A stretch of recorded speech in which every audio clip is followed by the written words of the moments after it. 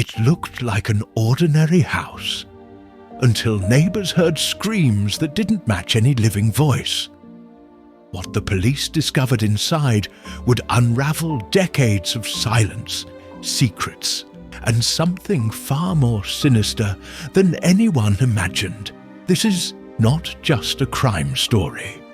It's a buried truth the house refused to keep hidden any longer. Emily Carson was the kind of woman people admired. At 27, she had a steady career, a wide circle of friends, and a wedding planned down to the last floral detail. Raised in Evanston, Illinois, Emily's upbringing had been stable and loving. Her parents, Deborah and Martin Carson, had been together for over 30 years. Martin worked as a high school English teacher, and Deborah managed a local bookstore. The Carsons weren't wealthy, but they valued education, honesty, and community. Emily's academic record was spotless. Honor roll student, editor of the school paper, and a scholarship recipient to Northwestern University, where she majored in communications. After graduating, she landed a job at a mid-sized marketing firm in Chicago. Over 6 years, she climbed the ranks and became a campaign strategist, managing clients and earning quiet respect among her colleagues. She met Daniel Rhodes at a charity auction for pediatric cancer research. He was charming, articulate, and clearly used to getting what he wanted. A Harvard Law graduate, Daniel came from a well-established Chicago family with deep ties in the city's business community. His father, Peter Rhodes, owned a chain of luxury hotels, and his mother, Eleanor, sat on the board of multiple philanthropic foundations. At first, their relationship seemed like a dream. Emily often gushed to friends about Daniel's attention to detail, how he remembered her favorite tea, sent flowers to her office, and even surprised her with a weekend trip to Napa Valley just 6 months into dating. After 2 years together, Daniel proposed on the rooftop of a 5-star hotel, and Emily said yes without hesitation. The couple's engagement quickly became the talk of both families. Emily threw herself into wedding planning, choosing an outdoor, estate venue in Lake Forest, booking a string quartet, and working with an event planner named Rachel Lynn, who was known for celebrity weddings. Emily's bridal shower, held in her parents' backyard, was an elegant affair filled with white roses, catered hors d'oeuvres, and vintage champagne. Despite all the outward joy, a few people close to Emily began noticing small changes. Melissa Hart, her best friend since childhood, recalled how Emily seemed more distant in the months leading up to the wedding. She started cancelling dinner plans. She said she was busy with work, but it felt off. Melissa later told investigators, and when I did see her, she seemed distracted. Not nervous exactly, but preoccupied. There were other subtle signs. Emily, who had always been vocal and direct, began choosing her words more carefully when talking about Daniel. She once mentioned that he didn't like her talking to male co-workers outside of work, and she laughed it off. But it planted a seed of concern in Melissa's mind. 2 weeks before the wedding, Emily called Melissa at 1:30 a.m. "I don't know if I can do this," she whispered. Melissa thought she meant cold feet, perfectly normal. But when she tried to reassure her, Emily only said, "He's not who you think he is," and then quickly hung up. That was the last time Melissa heard her friend's voice. On August 15, 2023, just 3 days before the wedding, Emily was scheduled for a final gown fitting at a bridal boutique in downtown Chicago. She never arrived. When the boutique called to confirm her absence, her mother was surprised. Emily never missed appointments. By nightfall, Emily had not returned home, had not answered her phone, and had missed a dinner reservation with Daniel. Her parents assumed she was taking some time to herself. Daniel thought she might have gone to her sister's home in Milwaukee. But the next morning, her phone was dead. She hadn't posted on social media. Her work said she hadn't requested any time off. Her credit and debit cards showed no activity. At noon on August 16th, Martin Carson filed a missing persons report. Emily Carson had vanished without a trace, days before she was to walk down the aisle. Detective Olivia Kramer of the Chicago Police Department took the lead on Emily's case. A 17-year veteran of the force, Kramer had built a reputation on gut instincts and a methodical approach. She started by interviewing close friends, family members, and co-workers.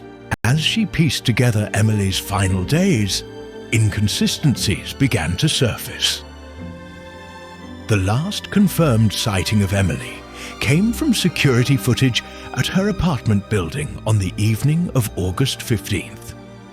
She was seen leaving the front entrance around 6:17 p.m., wearing casual clothes and carrying a duffel bag. There was no sign of distress in her body language, and she appeared calm. What was strange, however, was that she didn't take her car. It remained parked in her usual spot. Kramer pulled financial records, hoping to track Emily's movements. They revealed something unexpected.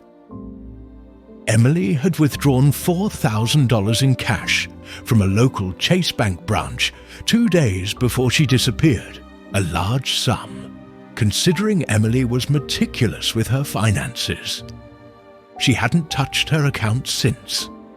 No airline, train, or bus tickets were purchased. No hotel bookings. No rideshare history. It was as if she had walked off the grid.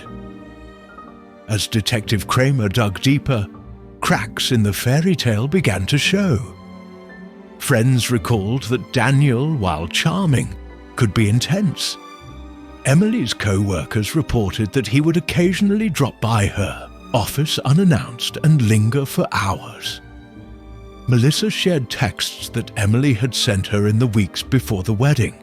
Unread, "I'm starting to feel like I'm in a cage." Daniel, for his part, was cooperative at first. He sat for an initial interview and recounted the evening Emily disappeared. According to him, he was at his condo preparing for dinner. When Emily didn't show up, he assumed she had changed plans. He admitted they had argued the previous weekend about a guest list change, but claimed they had resolved it. Kramer asked about Emily's concerns, about the controlling behavior her friends had mentioned. Daniel dismissed them as wedding stress. Then came the discovery of Emily's personal journal, hidden behind a drawer in her bedroom dresser. It painted a far more disturbing picture. In the journal, Emily documented instances of Daniel's jealousy and possessiveness, interrogations about her social media likes, accusations of infidelity, and even a night where he'd shown up drunk and refused to let her leave his apartment until morning. She had written, "I feel like I'm being watched. He checks my location constantly." The most chilling entry was dated August 10th.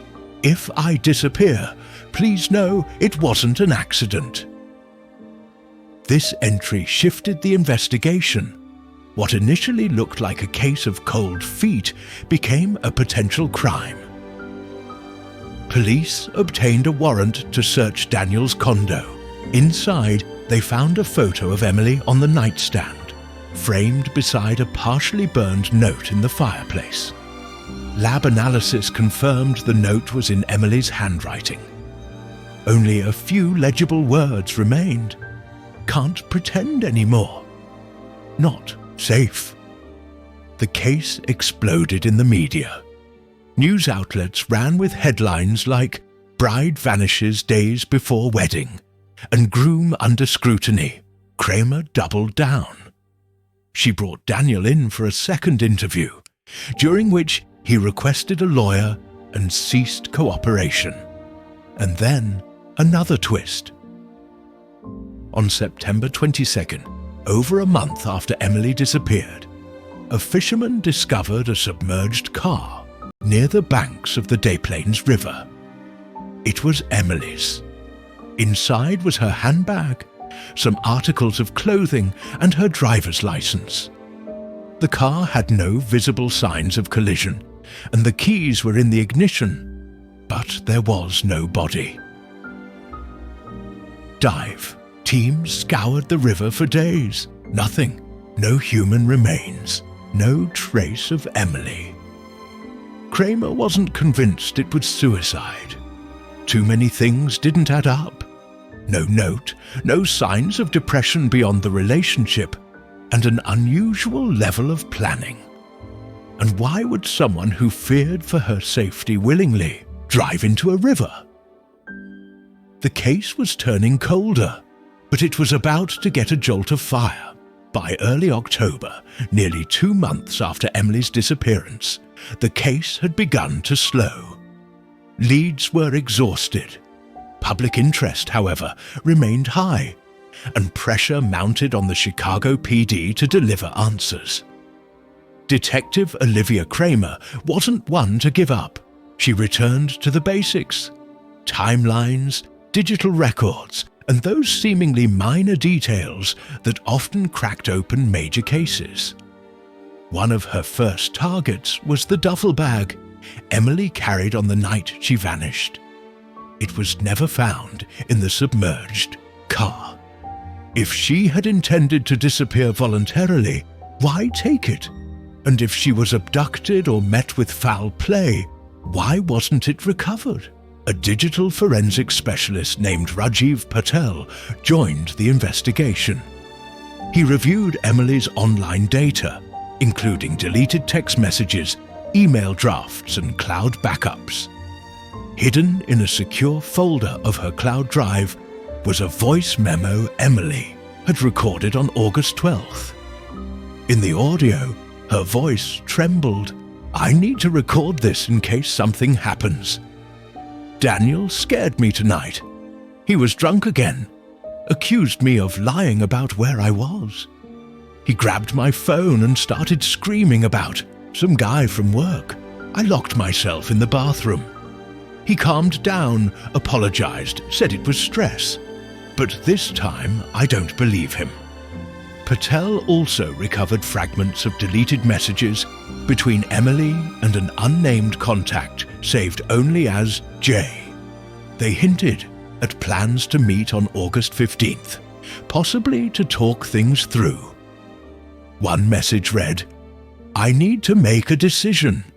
I can't do this forever. He's not going to let me go easily." Detective Kramer set out to identify J. Cross-referencing Emily's phone records and calendar revealed that J was Jason Mendoza, a former co-worker from the marketing firm. Jason had transferred to a different branch in New York 8 months ago. When reached by phone, Jason was surprised but cooperative. He admitted to staying in touch with Emily and confirmed that she had called him late on August 14th, asking to meet the next day. "She told me she was going to end things with Daniel," Jason said. "She sounded serious, scared, but determined." They planned to meet at a diner in Evanston. Jason showed up. Emily never did. Jason had an alibi for the rest of the night, validated by security footage, credit card records, and GPS data. He was cleared. But his information gave Kramer a crucial timeline. Emily had intended to confront her fears, possibly leave Daniel, and now she was missing.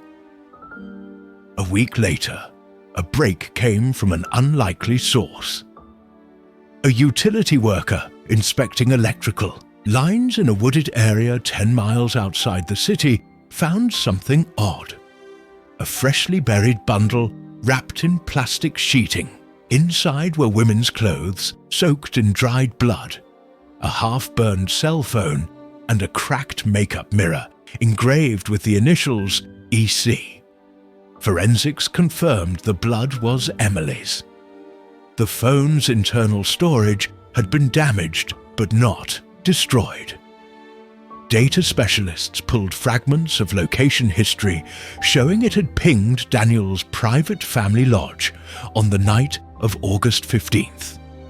This lodge, located near Lake Geneva, Wisconsin, was known only to close family and rarely visited. Daniel hadn't mentioned it in either of his interviews. This was no longer a disappearance. It was a criminal investigation. A second warrant was issued. At the lodge, officers found more disturbing evidence. Blood traces in the bathroom, bleach, stains on the tile, and signs of recent cleaning.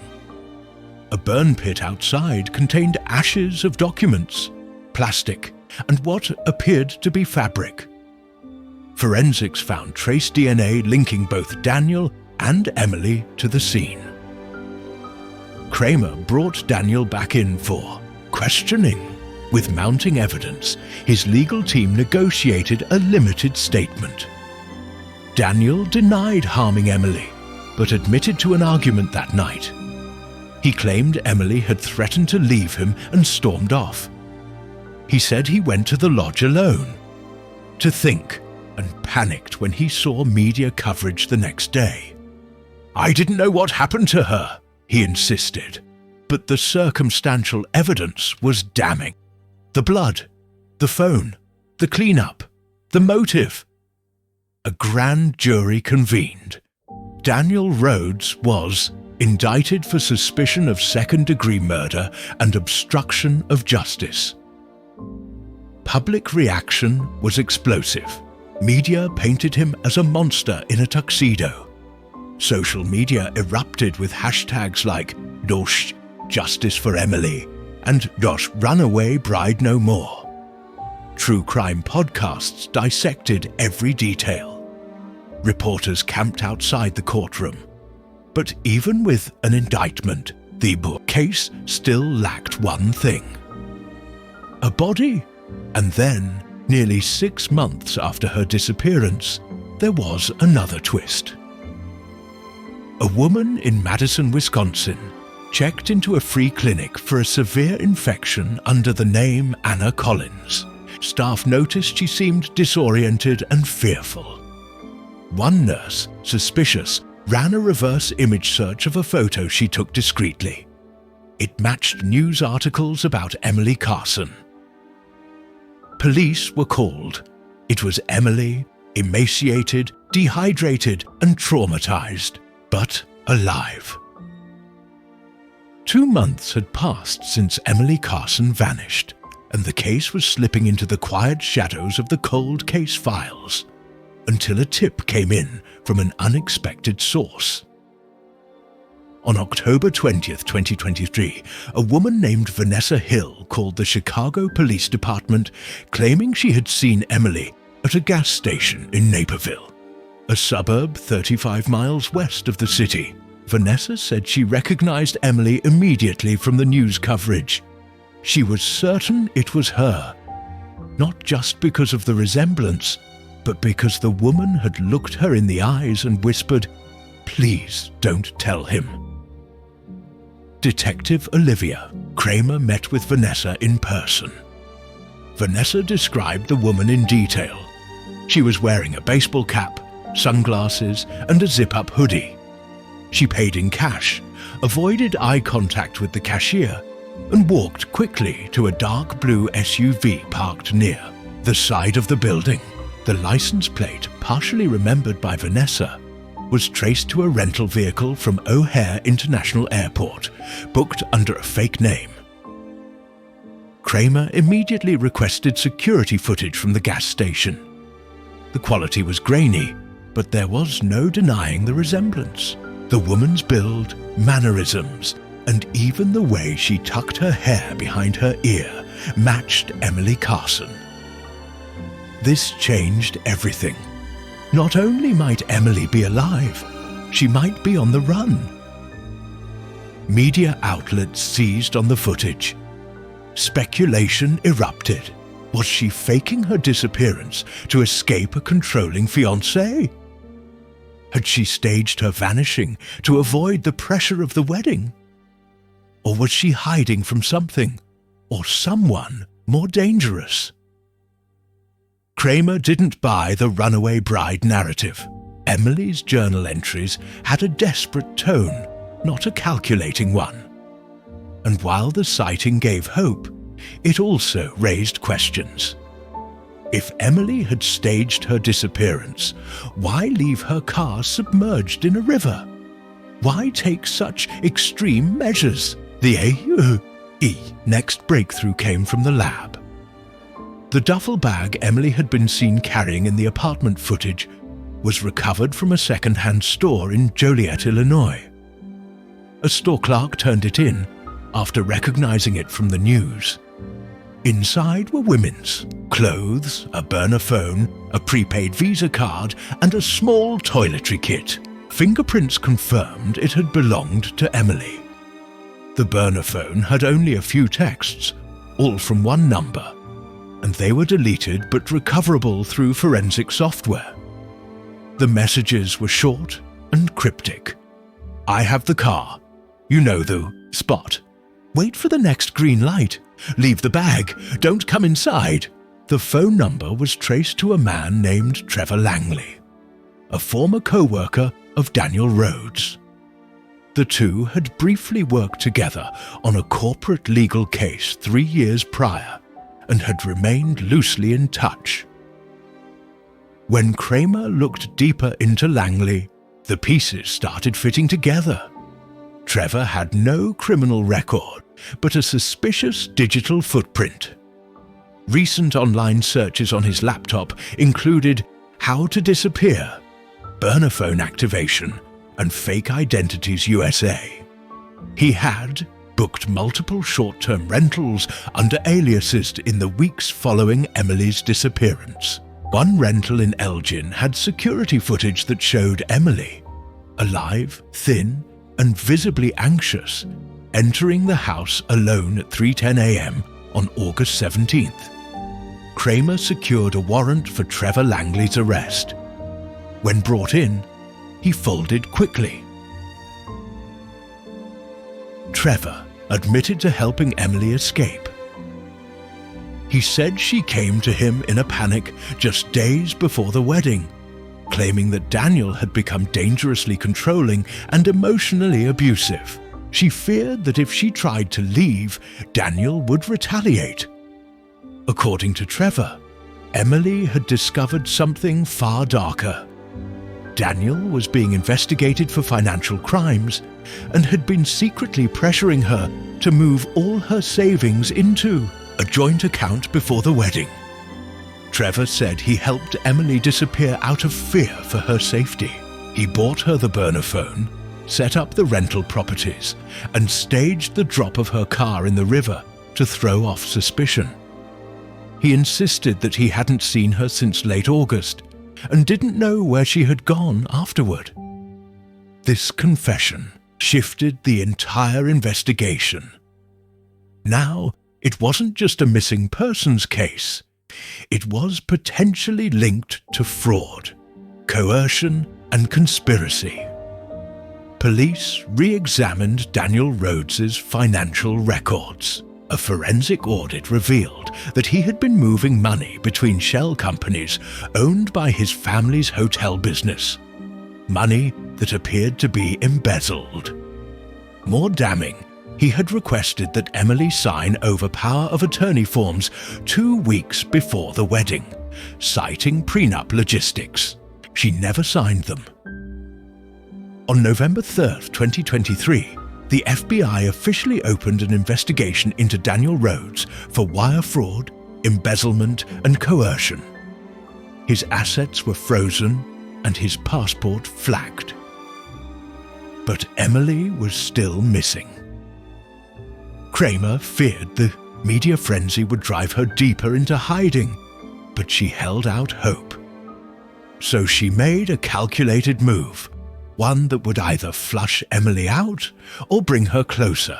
In a televised press conference, Kramer announced that Trevor Langley would not face charges for aiding Emily. His actions, while legally questionable, were motivated by a genuine fear for someone's safety. She said, "Emily Carson is not in trouble. She is not under investigation. She is welcome to come home." The public rallied behind the statement. Social media campaigns trended with hashtags like "Jai Come Home Emily" and "Justice for Emily." Friends and family recorded video messages of love and support, played in a montage on a local news channel. And finally, it worked.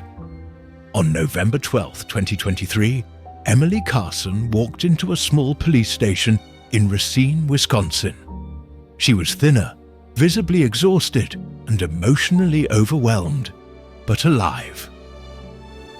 Emily Carson's return made national headlines.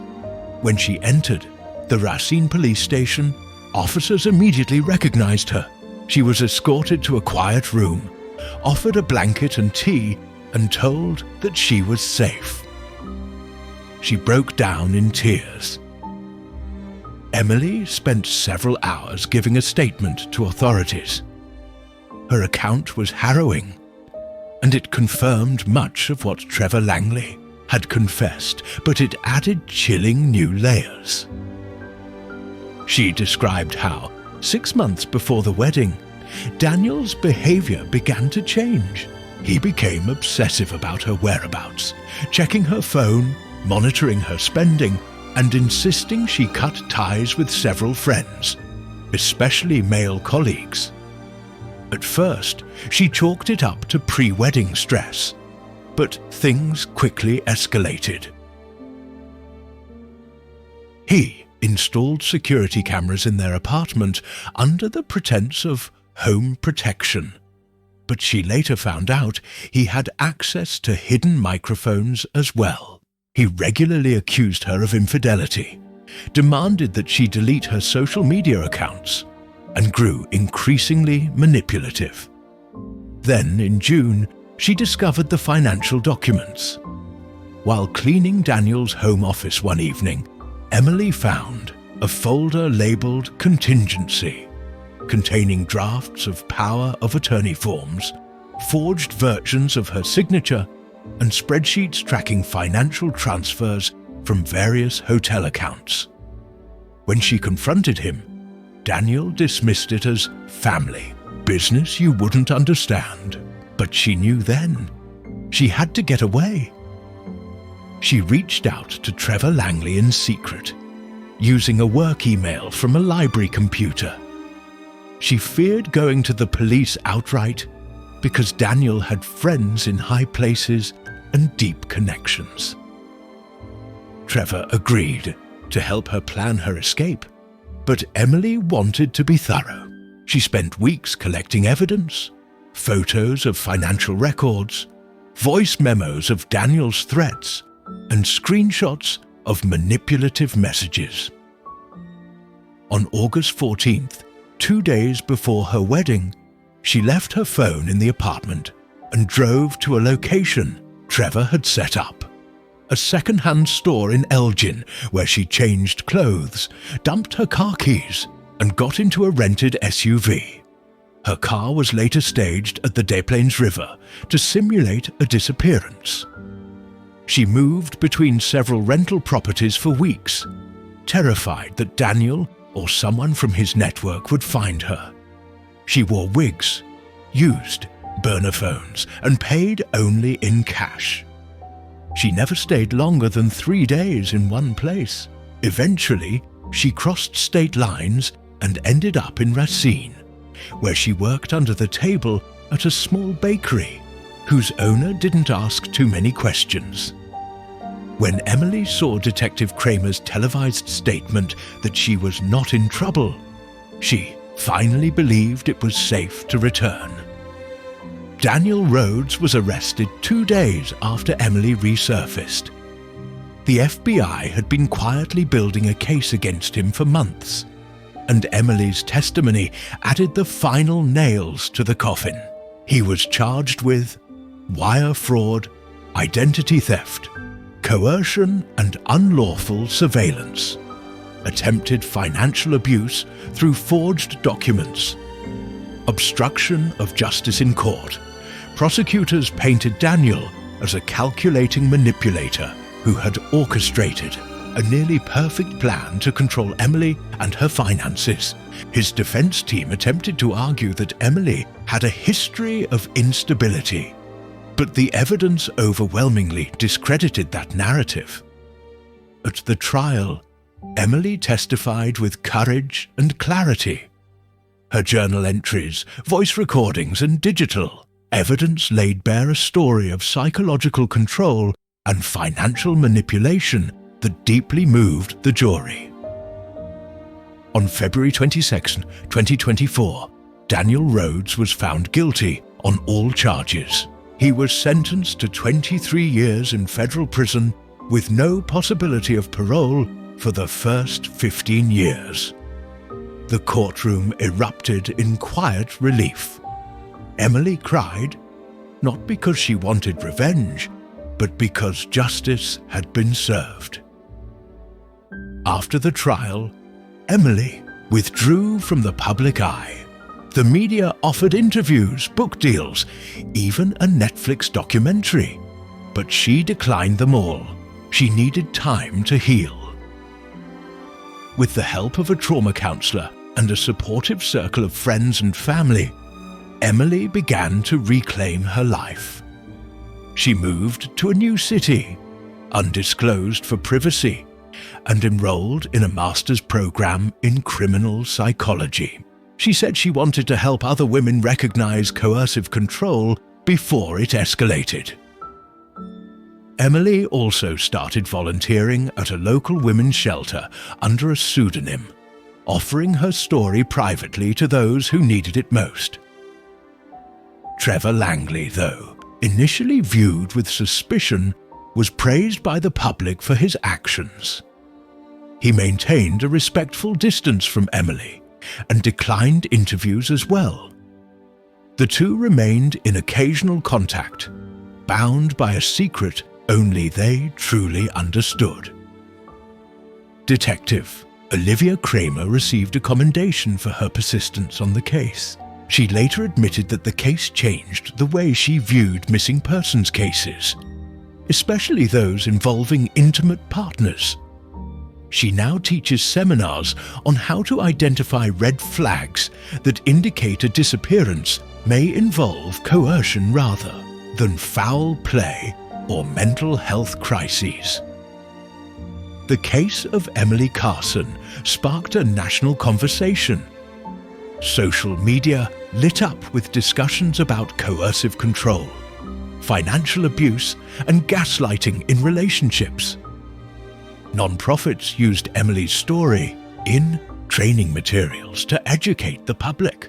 Lawmakers in Illinois even proposed legislation called Emily's Law, aimed at expanding protections for individuals in financially abusive relationships. The public response was overwhelmingly supportive.